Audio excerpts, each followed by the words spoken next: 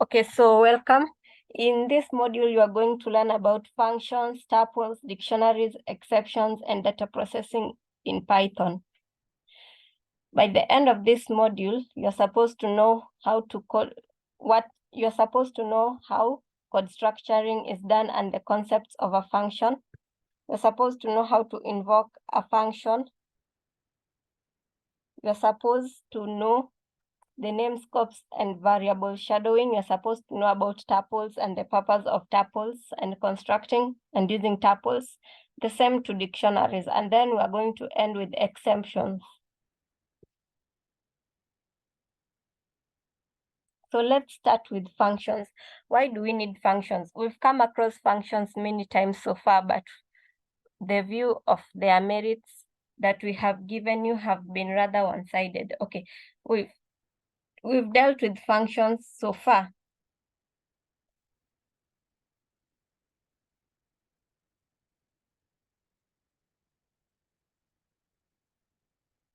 We've dealt with functions so far. You remember the inbuilt functions we had. So that is why we are saying the functions that we've dealt with have been one-sided. But in this class, you are going to learn how to write your own function. So for example, you have a code that you keep repeating over and over again, and you don't want to keep repeating the same line of code over and over again. Or you have a code that you keep repeating on different parts of, let's say you're building an application, and then you have a code that you keep repeating on different parts of your application over and over again. You can just build a function to do that code. And that type of function is called a user-defined function.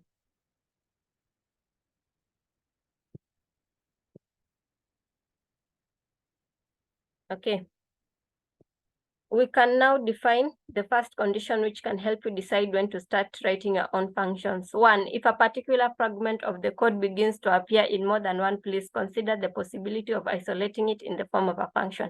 So we have said if you use a particular code over and over again in different parts of your application or your code, you can think about writing a function for it.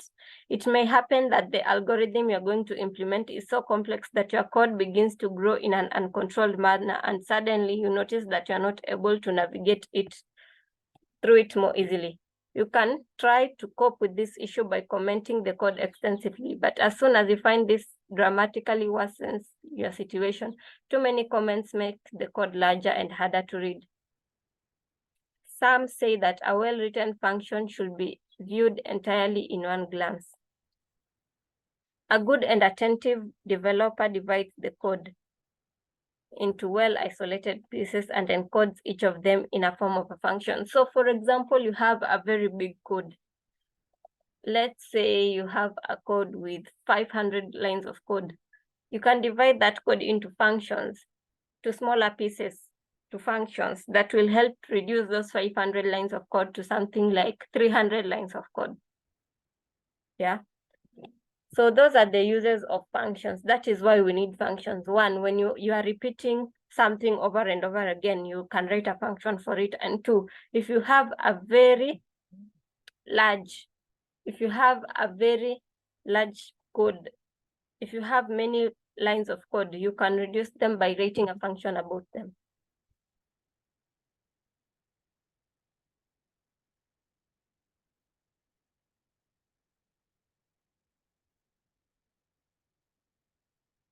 Okay.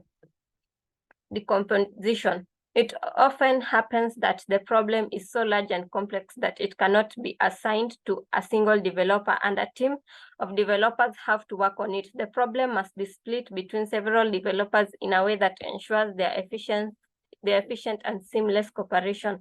So if you have a problem that is large, the problem must be split between several developers in a way that ensures the efficiency and seamless cooperation. For example, if you are writing an application, I am sure when you go into the market out there, you will get applications which you will be required to do. So in those applications, you won't be doing them alone. You will have you won't be doing them alone. You will have a team that will help you to do that work. Okay. Where do functions come from? Functions come from at least 3 places. One, from Python itself. There are numerous functions that come when you have Python, like for example, the print function. And these functions, we call them built-in functions. They are built into Python. So that is one place where functions come from. Two, from Python pre-installed modules. When you work with Python, you will have to install some modules, especially if you're doing data science, you will have to install data science modules. So these pre-installed Python modules come with some functions. As you move on, you will get to know these functions and then directly from your code. These are now the user-defined functions, the ones that I have said you can write a function. For example, if you get to repeat one code in several places, you can write a function for it. That is directly from your code. There is one other possibility, but it's connected to classes, so we'll omit it from now. Yes, if you do Python object-oriented programming, you will see where the other function can come from. But for now, we know that they come from one, Python, which we have said we call them inbuilt function. Two, modules, which we have said you import a module, they come with functions. And then three, from your code.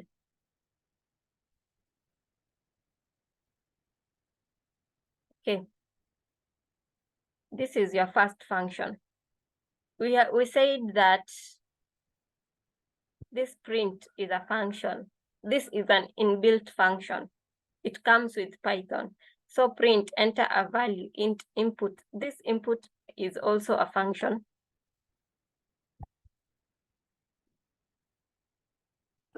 So we can run this and see. Enter a value, you can say 10. Enter a value, you can say 11. Enter a value 12.5.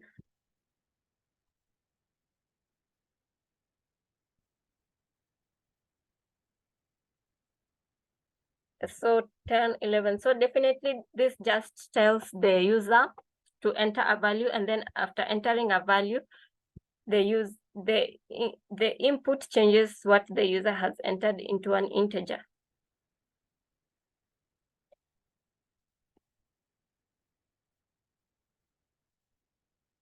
So, okay, now we are going to do user-defined functions, or functions that you can make now. The function body looks like this. Yeah. It has the def function name, and then semicolon, and then function body. Now,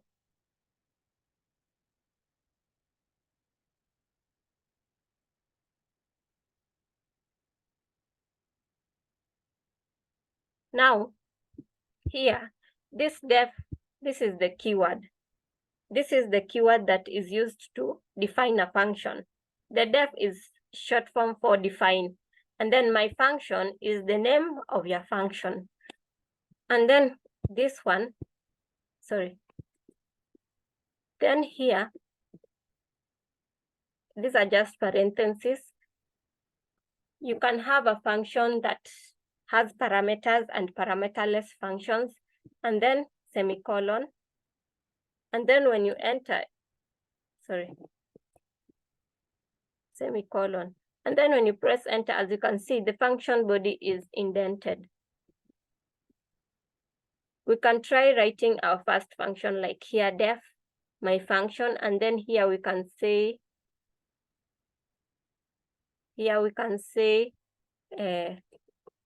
print. We can say print hello, and then run it. So this is how a function is written. This is the syntax of a function. This is how it looks like. It must have the def keyword. If this misses, the function will throw an error.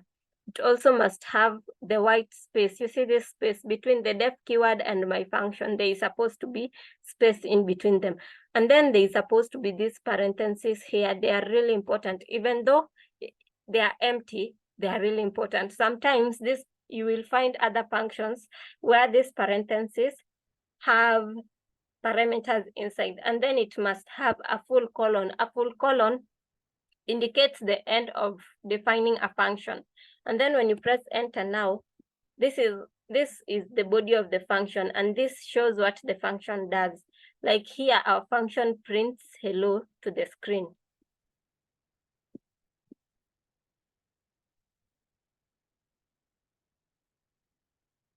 Okay. How a function works. This picture shows us how a function works.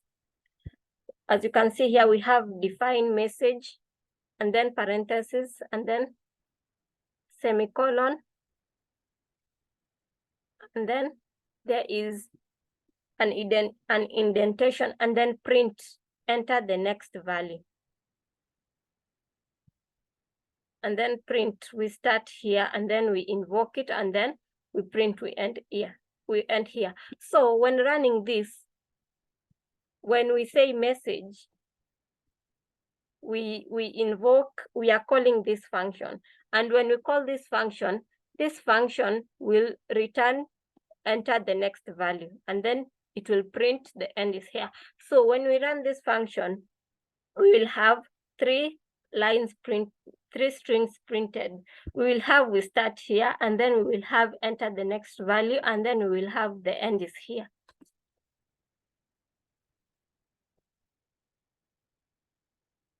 So when you invoke a function, Python remembers the place where it happened and jumps to invoke the function, to the invoked function. So when you call a function, Python remembers where the function was, and then it jumps to the function and runs it. The body of the function is then executed.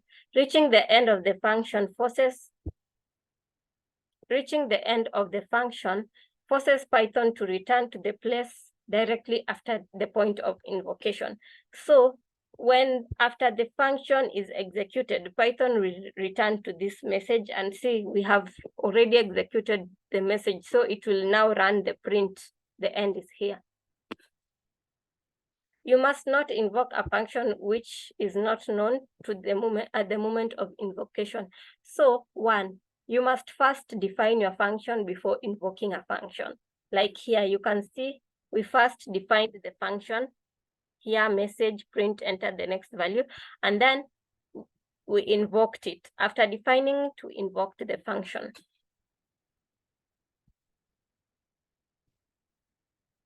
After defining it, we invoked the function. You mustn't invoke a function at the moment of, you mustn't invoke a function which is not known at the moment of invocation. That is just what we mean. Like here, when we run this code, we will get an error because we have called the function before we have invoked the function before defining it. And this will give us an error.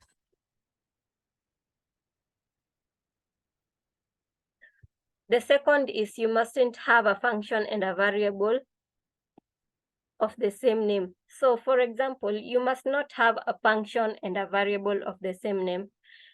Assigning a value to the name message causes Python to forget its previous role, the function named message. So you must not have a function and a variable having the same name. Like here, message is the name of this function, enter a value, and then you have assigned also message is equals to 1.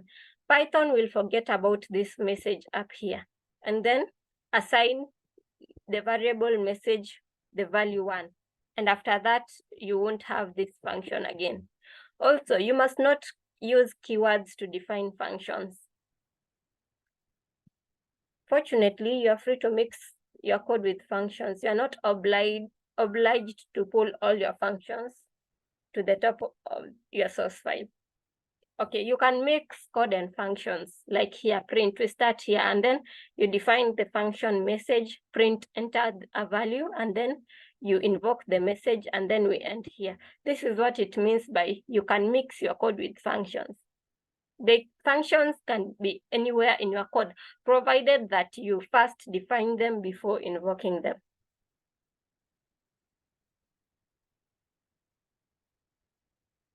So let's return to our primary function.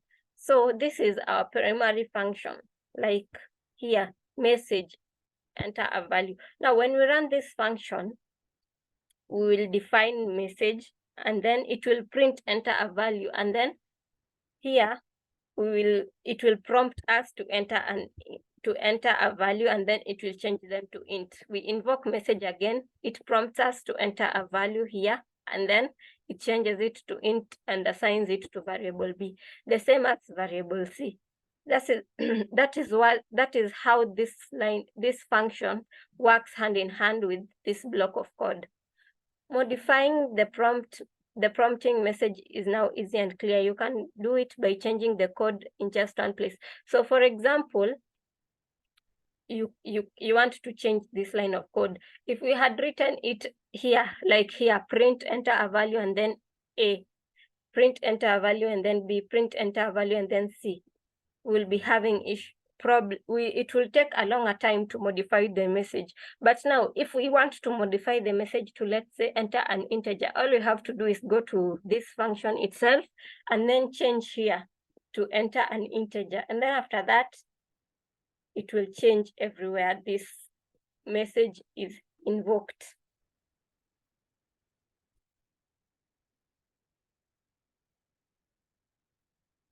So we can try, okay, we can try to do these exercises here. But let's first do the key takeaways that we have seen. 1, a function is a block of code that performs a specific task when the function is called. You can use the functions to make your code reusable, better organized, and more readable. So a function performs a specific task when the function is invoked. When you call a function, it performs a specific task. And you can use functions to make your code reusable, better organized, and more readable.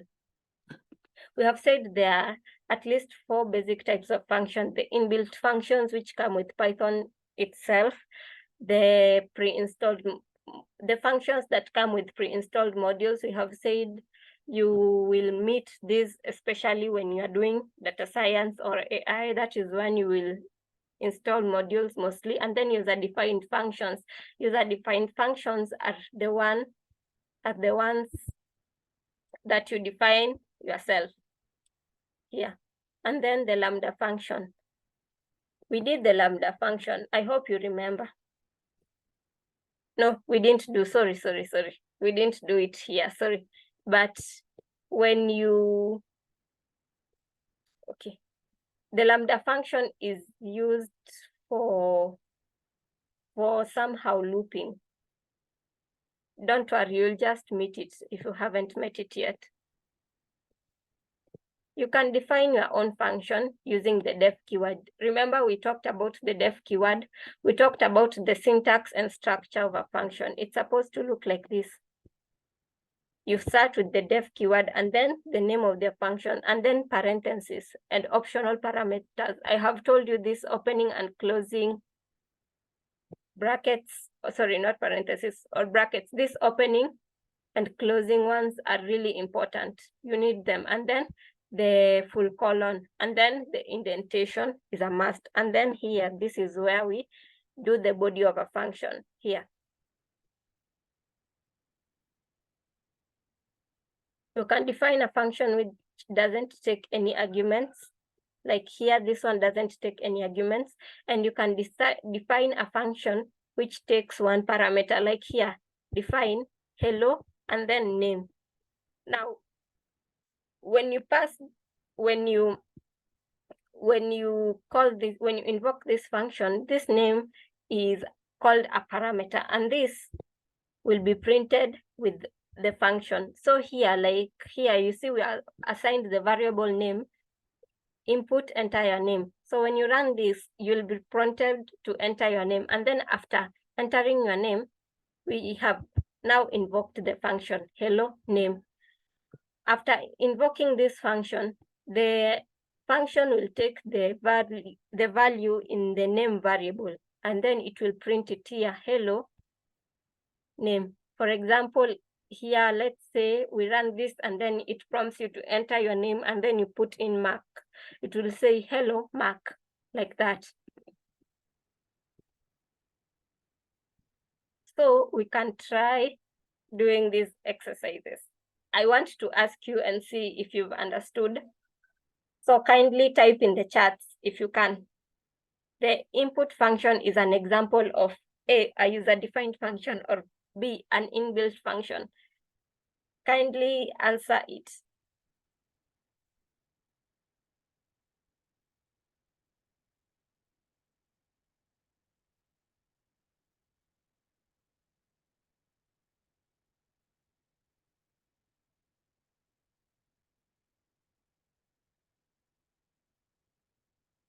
Okay, let me check. Yes, you are right, Eugene. It is an inbuilt function. And then 2, what happens when you invoke a function before you define it, like here, hi, and then define hi? So we talked about this. What happens if you call a function before you define the function?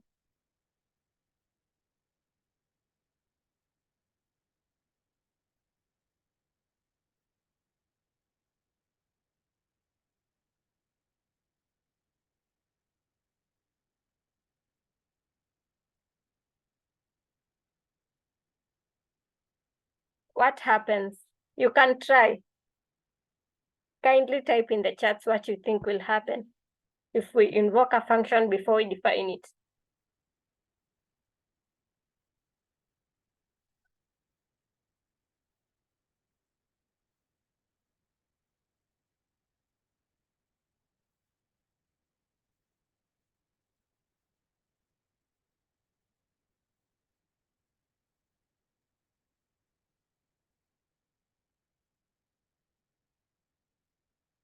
Yes, it will give you an error. Let's check.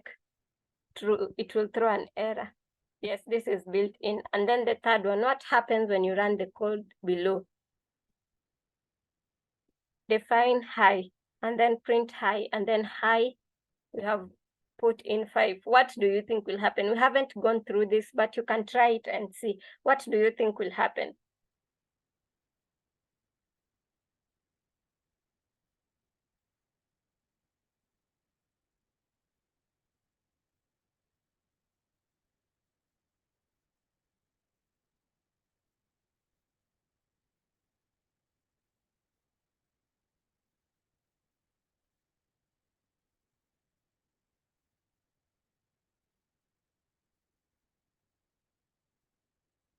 What do you think will happen when we run this function?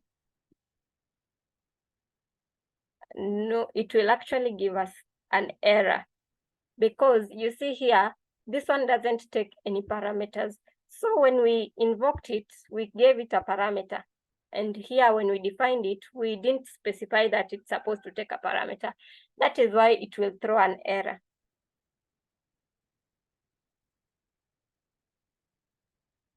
So that is why it will throw an error. But you have tried, even though we didn't, you have said what we talked about. It's supposed, if we just called it without this 5, it would print hi. But since we have invoked it with a parameter and it is a parameterless function, it gives us an error.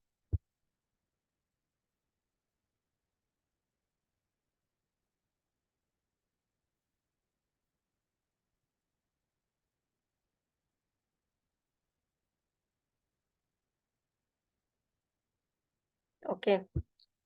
So okay. Then let's now start parameterized functions. You remember I told you about parameters. Okay. You remember I told you, wait first, before we go on, I have seen Eugene, you have understood. Faith, have you understood so far before we go to parameterized functions?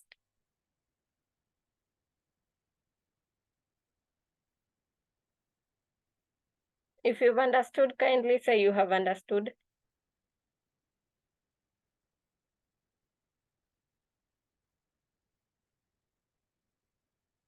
Okay, let's move on. Parameterized functions. The function's full power reveals itself when it can be equipped with an interface that is able to accept data provided by the invoker. Such data can modify the function's behavior, making it more flexible and adaptable to changing conditions.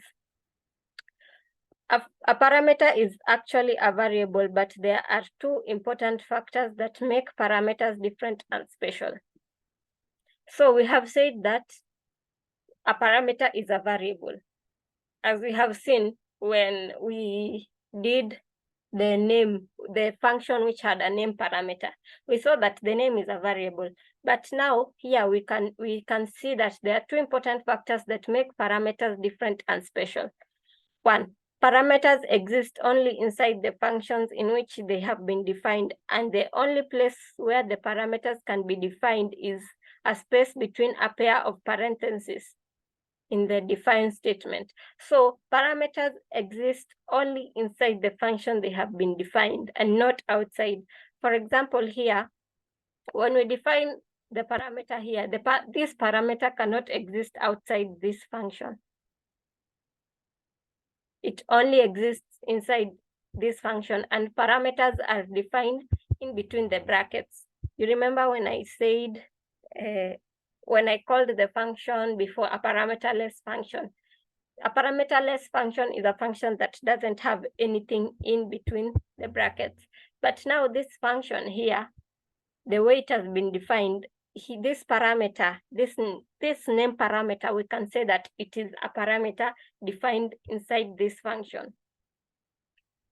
Okay, assigning a value to the parameter is done at the time of the function's invocation. So when you invoke a function, that is when you assign a value to the parameter. When we go on, we will see more functions where you can assign the value inside. You can assign the value of the parameter when defining it, but we will meet that in future. But right now, just know that assigning a value to a parameter is done at the time of invoking the function. When you invoke the function, that's when you assign the value to a parameter. Don't forget, parameters live inside the function. Arguments exist outside functions and are carriers of values passed to corresponding parameters. So for example, like the page before, when we assigned the name, the variable mark, the variable name, the value mark.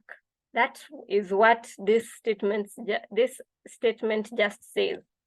Arguments exist outside functions and are carriers of values passed to corresponding parameter. There is a clear and unambiguous frontier between these two words. Okay, now let's see. We have this function, define message, and then it has a parameter named number. And then it has a full colon. The definition specifies that our function operates on just one parameter named number. You can use it as an ordinary variable, but only inside the function. It isn't visible anywhere else. So you can use this number only inside the function, not anywhere else.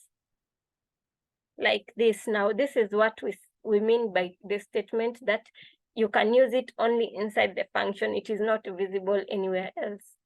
Like here, define message number, print, enter a number. This is what we mean by you can use it only inside this function, not anywhere else. So that is how you write a parameterized function. This is how you write a parameterized function. So far, have you understood before we move on? Kindly, if you haven't understood, speak up.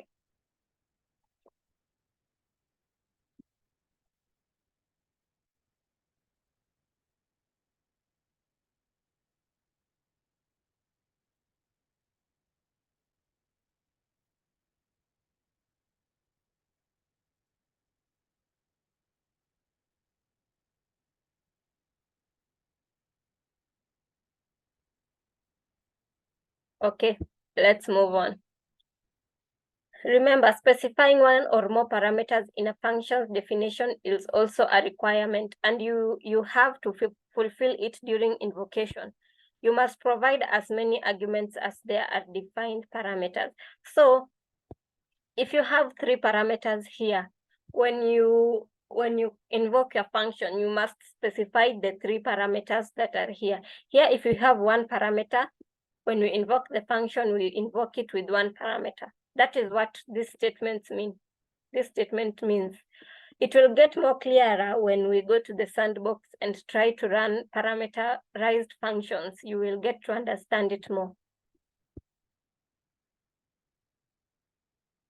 Yes, we can try to run this. Okay, now let's see. We have here a parameterized function, right?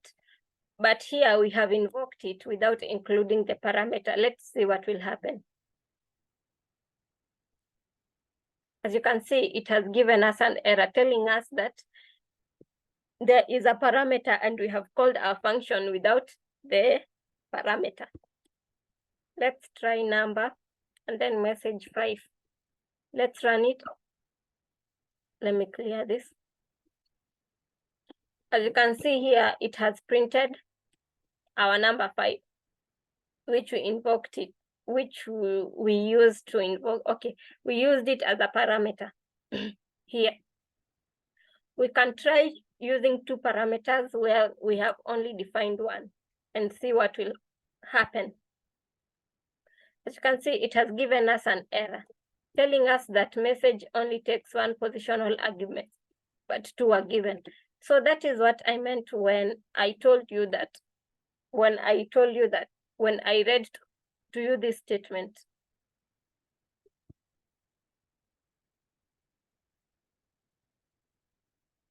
This one, specifying 1 or more parameters in a function's definition is also a requirement, and you have to fulfill it during invocation. You must provide as many arguments as there are defined parameters. This is what that statement means. So if you define 5 parameters, you have to have 5 arguments. If you define 2 parameters, you have to have 2 arguments, not 3. I hope that is understood.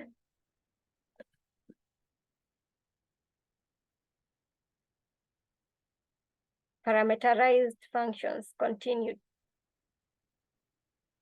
So here we have 2 parameters, message, what, and number. At that print, enter what and number. We can try to invoke the function and see.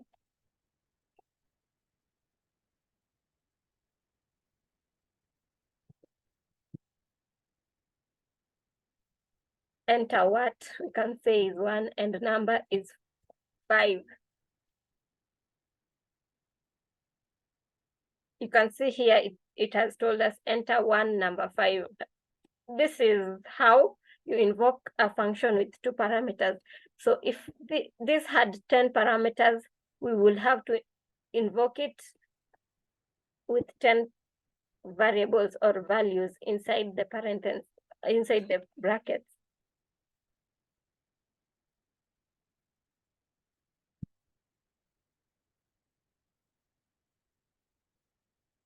We can try to invoke it like the way they have done.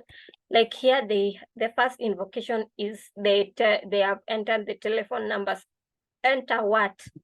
Telephone, and then the number is 11.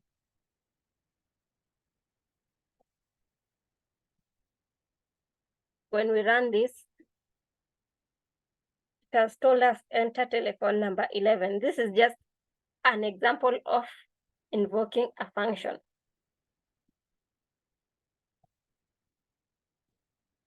We can move on. Okay, positional parameter passing.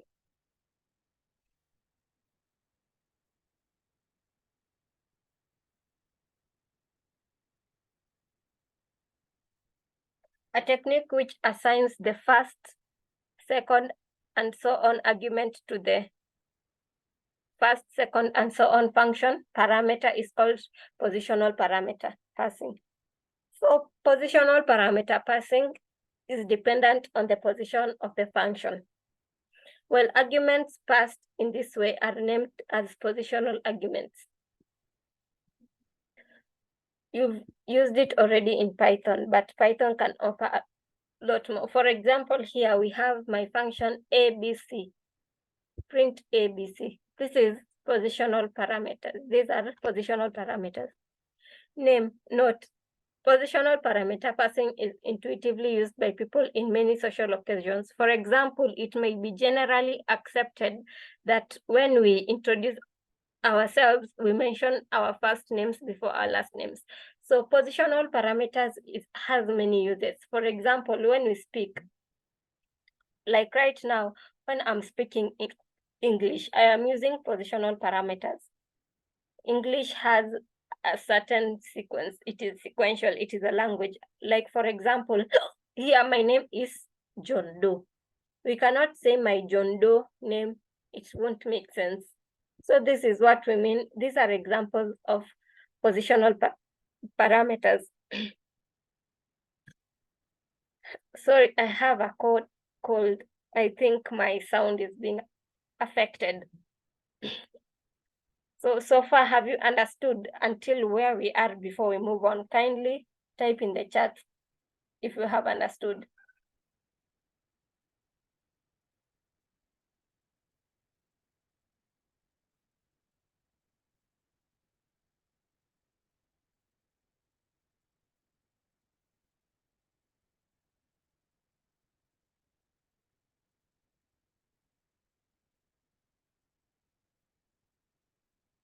Okay, let me see. Okay, let's move on. This is another example of positional parameter.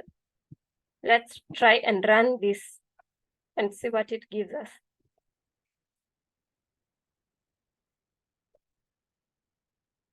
Yeah, we define introduction. So our function name is introduction, and then there is first name and last name.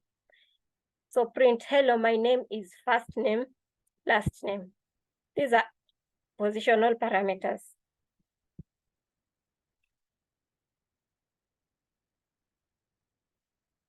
When we run, it gives us, hello, my name is Luke Skywalker. My name is Jesse Quick. My name is Clark Kent.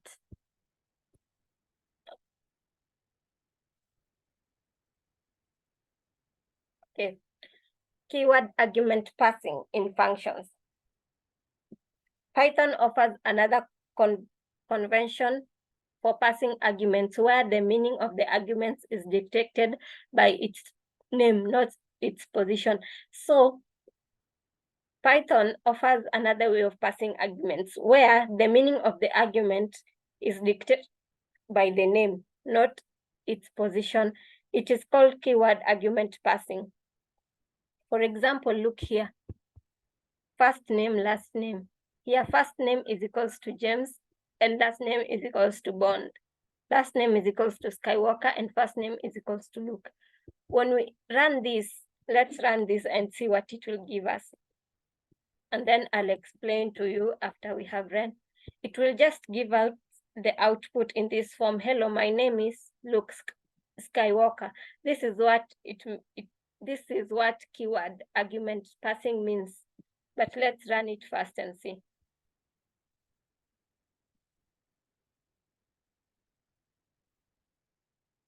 As you can see here, in the last invocation of the function, we used the last name first and then the first name second. So here, this shows that this shows this last name is the keyword argument. So we use it and then we pass the last name. We use the first name and then we pass the first name. Here, the position doesn't matter. What matters is the keyword or the parameter name that has been defined up here. So this is another way of also invoking functions.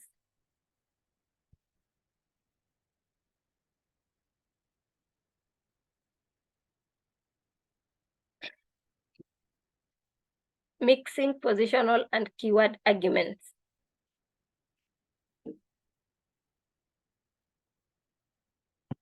Okay, let me check.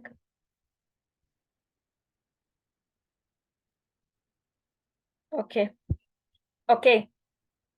Mixing positional and keyword arguments. You can mix both functions. If you want, there is only one unbreakable rule. You have to put the positional arguments before the keyword arguments. So you can mix both positional and keywords argument. The only rule is that you have to first start with the positional arguments, and then after that you can use the keyword arguments. This is how it works. For example, here we have adding A, B, and C. And then we print A plus B plus C is equals to A plus B plus C. Its purpose is to evaluate the present sum of all arguments. So if we invoke it by adding 1 to 3, the answer will be 6. This is a pure example of a positional passing argument. So this first one here, this is just positional passing. This is an example of positional passing, positional argument passing. But now, when we want to use keyword argument passing, we can use this. C is equals to 1, A is equals to 2, and B is equals to 3. As you can see here, order doesn't matter. We have started with C. This is purely keyword. We have started with C, then A, then B. But when we run this, you see it will start with 2, which is A, then 3, which is B, and 1, which is C. When this program runs, this is a purely keyword argument passing. This is an example of purely keyword argument passing. And then now we can do both keyword and positional argument passing. As you can see here, we have started with 3. So this is A. And then C is equals to 1 and B is equals to 2. So this is an example of how to pass keyword and positional arguments. Let's run this and see what it will give us.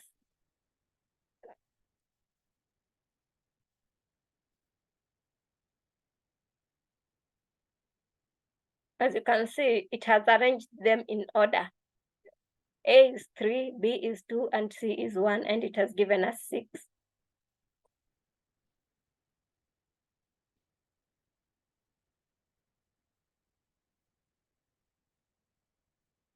So be careful, like here, this is a mistake.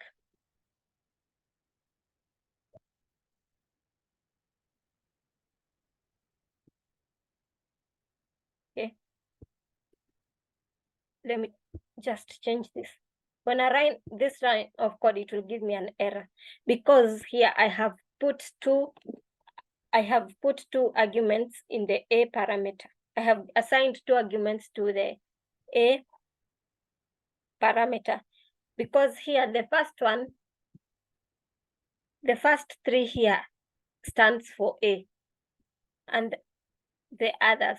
So this is why it gives us an error. As you can see, it is telling us type error, got multiple values for argument A.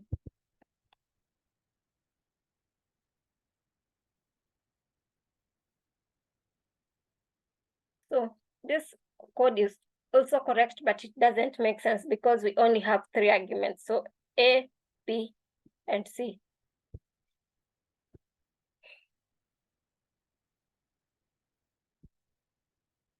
Eugene, it's okay. I saw what you sent. It's okay.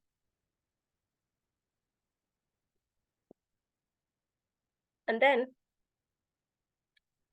we can have more details when it comes to parameterized functions. Remember, I said that you can define the value of a parameter. You can define the value of a parameter while still defining the parameter itself, like here, last name Smith. This is what I was talking about at the beginning. So the default parameters value here, the default parameter the default value of last name is set to Smith. So if you run this code and you just give it a first name, it will give you Smith. It will give you a first name and Smith as the last name.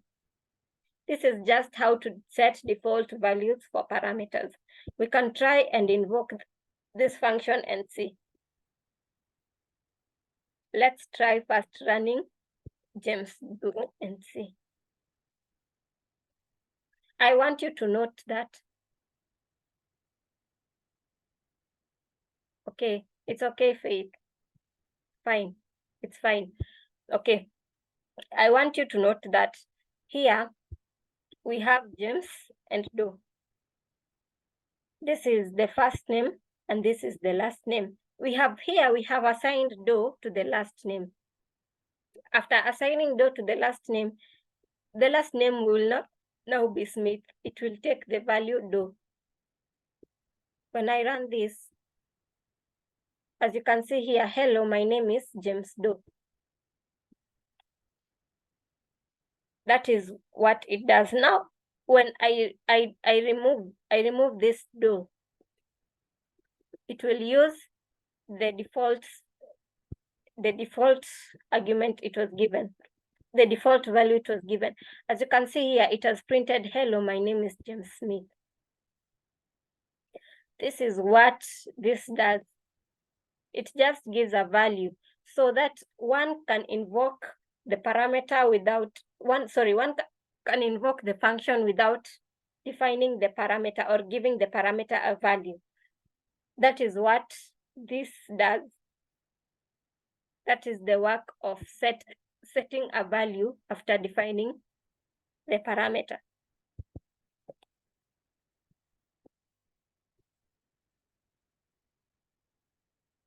So if we try and remove this James also and just invoke this function like this, let us run it and see what it will give us. It has given us an error telling us one positional argument, first name, is missing. This shows that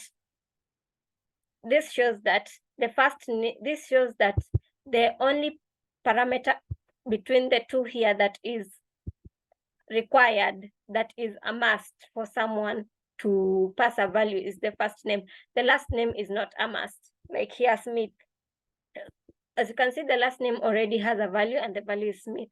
So the first name is the only required parameter. You can choose to define the last name or leave it like that, but the first name is a must.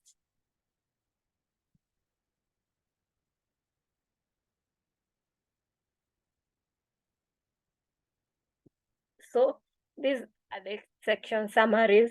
As we have seen, one, how to define parameters.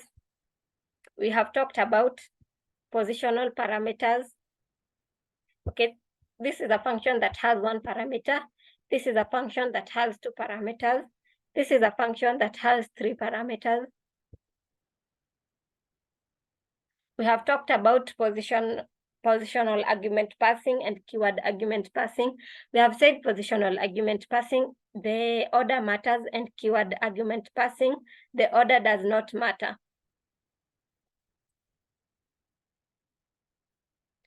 And we have said when using both positional and keyword argument passing, you have to start with positional parameters. And then you can use the keyword passing technique to predefine a value for a given parameter or argument. Like here we saw this example, like define first name and then last name is equals to Smith. Yes, so